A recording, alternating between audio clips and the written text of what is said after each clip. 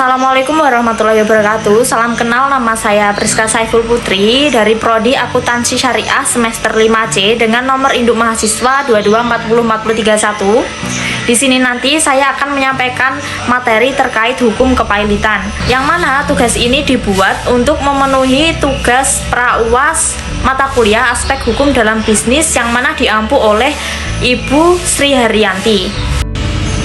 Nah, jadi sebelum membahas lebih jauh terkait hukum kepailitan ini, alangkah baiknya kita harus tahu dulu nih, apa pengertian dari hukum kepailitan.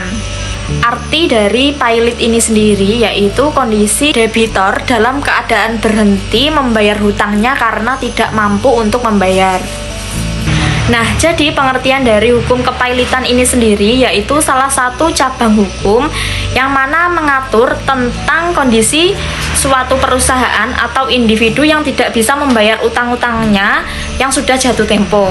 Jadi ketika perusahaan atau seseorang ini dinyatakan pailit, maka akan ada proses hukum yang mengatur dan menyelesaikan permasalahan utang piutang tersebut. Lalu kenapa sih kok hukum kepailitan ini penting? Jadi fungsi utama dari hukum kepailitan itu yang pertama adalah untuk melindungi kreditur. Pembahasan yang kedua yaitu pihak-pihak yang terlibat dalam hukum kepailitan. Jadi siapa aja sih yang terlibat dalam hukum kepailitan ini? Yang pertama ada debitur. Debitur itu sendiri adalah pihak yang berkewajiban untuk membayarkan hutangnya. Peran dari seorang debitur ini diantaranya yaitu mengajukan permohonan PKPU atau pailit, kemudian memberikan informasi mengenai keuangan suatu perusahaan, dan juga bekerja sama dengan kurator dalam proses penyelesaian hutang. Kemudian pihak kedua yang terlibat yaitu kreditur. Kreditur adalah pihak yang memiliki hak untuk menagih utangnya kepada seorang debitur. Peran pertama dari seorang kreditur ini yaitu mengajukan permohonan pailit jika debitur tidak mampu membayar hutangnya. Kemudian mengikuti rapat kreditor untuk memutuskan nasib perusahaan, serta mendapatkan bagian dari hasil penjualan aset suatu perusahaan. Pihak selanjutnya yang nomor 3 yaitu kurator. Kurator adalah pihak yang ditunjuk pengadilan untuk mengelola harta kekayaan debitur yang dinyatakan pailit. Kemudian pihak yang keempat yaitu hakim pengawas. Hakim pengawas yaitu hakim yang ditunjuk pengadilan untuk mengawasi jalannya proses kepailitan. Kemudian peran dari hakim pengawas ini memutuskan permohonan PKPU atau pailit, kemudian mengawasi kinerja kurator dan juga memutuskan sengketa yang timbul dalam proses kepailitan. Kemudian selanjutnya saya akan menganalisis terkait kasus kepailitan pada perusahaan yang berbasis syariah. Berdasarkan pasal 16C ayat 1 dan ayat 4 klaster stabilitas sistem keuangan serta pasal 325 Undang-Undang Nomor 4 Tahun 2023 tentang pengembangan dan penguatan sektor keuangan, status pengawasan BPRS Mojokerto ini ditegaskan menjadi bank dalam penyihatan atau BDP. Hal tersebut disebabkan kondisi BPRS Mojokerto ini yang terus memburuk karena pengelolaan yang tidak didasarkan pada prinsip kehati-hatian. Penetapan status tersebut bertujuan agar pengurus atau pemegang saham itu melakukan langkah-langkah untuk memperbaiki kondisi BPRS yang berlokasi di Jawa Timur ini. Namun upaya penyihatan yang dilakukan tidak dapat mengeluarkan bank dari status pengawasan BDP. Mempertimbangkan kondisi keuangan BPRS Mojokerto yang membahayakan kelangsungan usahanya, maka berdasarkan pasal 16E ayat 1 klaster stabilitas sistem keuangan Undang-Undang PPSK pada tanggal 12 Januari 2024 ini BPRS Mojokerto ditetapkan sebagai bank dalam resolusi dan sesuai dengan pasal 6 ayat 2 dan pasal 7 angka 6 klaster lembaga penjamin simpanan Undang-Undang PPSK, lembaga penjamin simpanan ini menjalankan wewenangnya untuk mengambil alih pengelolaan BPRS. Selanjutnya, berdasarkan keputusan Dewan Komisioner LPS nomor 26 ADK 3/2024 tanggal 22 Januari 2024, LPS memutuskan untuk tidak melakukan penyelamatan dan meminta OJK untuk mencabut izin usaha BPRS Mojokerto.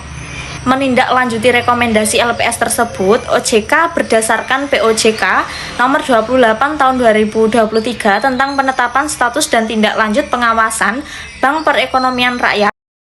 Selanjutnya, berdasarkan pasal 16C ayat 1 dan ayat 4 Klaster Stabilitas Sistem Keuangan serta pasal 325 Undang-Undang Nomor 4 Tahun 2023 tentang pengembangan dan penguatan sektor keuangan, status pengawasan BPRS Mojokerto ini ditegaskan menjadi bank dalam penyihatan atau BDP. Hal tersebut disebabkan kondisi BPRS Mojokerto ini yang terus memburuk karena pengelolaan yang tidak didasarkan pada prinsip kehati-hatian. Penetapan status tersebut bertujuan agar pengurus atau pemegang saham itu melakukan langkah-langkah untuk memperbaiki kondisi BPRS yang berlokasi di Jawa Timur ini. Namun upaya penyihatan yang dilakukan tidak dapat mengeluarkan bank dari status pengawasan BDP.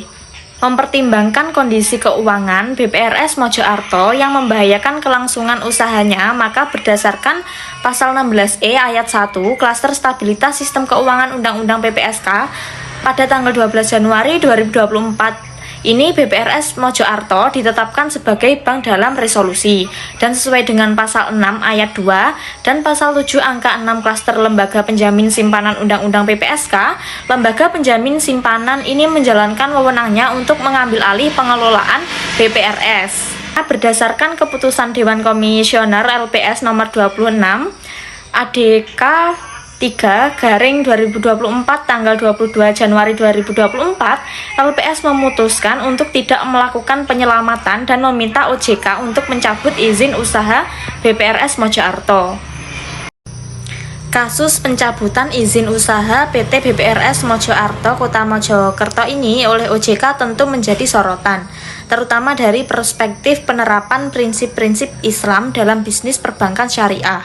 Prinsip-prinsip Islam dalam perbankan syariah yang seharusnya dipenuhi oleh PT BPRS Mojokerto antara lain yang pertama ada keadilan. Jadi setiap transaksi harus dilakukan secara adil dan tidak merugikan pihak manapun, termasuk nasabah, karyawan, dan juga masyarakat. Kemudian yang kedua ada prinsip amanah. Jadi pengelola BPRS itu harus amanah dalam mengelola dana nasabah dan juga menjalankan bisnis sesuai dengan akad yang telah disepakati. Kemudian yang ketiga ada transparansi. Semua transaksi dan informasi keuangan harus transparan dan dapat diakses oleh pihak yang berkepentingan. Meskipun tidak ada ayat yang secara langsung membahas kepailitan, beberapa ayat berikut ini dapat dijadikan rujukan. Ayat-ayat Al-Quran yang berkaitan dengan hukum kepailitan yaitu ada surat Al-Baqarah ayat 282. Ayat ini mengatur tentang persaksian dalam transaksi utang piutang yang menjadi dasar dalam pembuktian utang dalam proses kepailitan.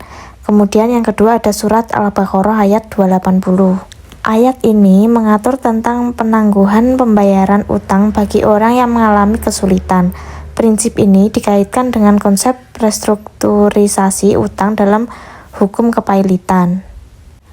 Kemudian untuk surat Al-Baqarah ayat 280 itu berbunyi Bismillahirrahmanirrahim wa in kana dungus roting fangtirotun ila maisarah wa ang tasaddaku khairul lakum in kuntum ta'lamun, yang mana artinya yaitu dan jika orang berutang itu dalam kesulitan maka berilah tenggang waktu sampai dia memperoleh kelapangan, dan jika kamu menyedekahkan itu lebih baik bagimu jika kamu mengetahui. Kemudian selanjutnya yaitu prinsip kehalalan. Jadi semua sumber pendapatan dan kegiatan usaha harus halal dan tidak bertentangan dengan syariat Islam. Mungkin itu tadi yang bisa saya sampaikan. Apabila ada kurangnya saya mohon maaf. Wassalamualaikum warahmatullahi wabarakatuh.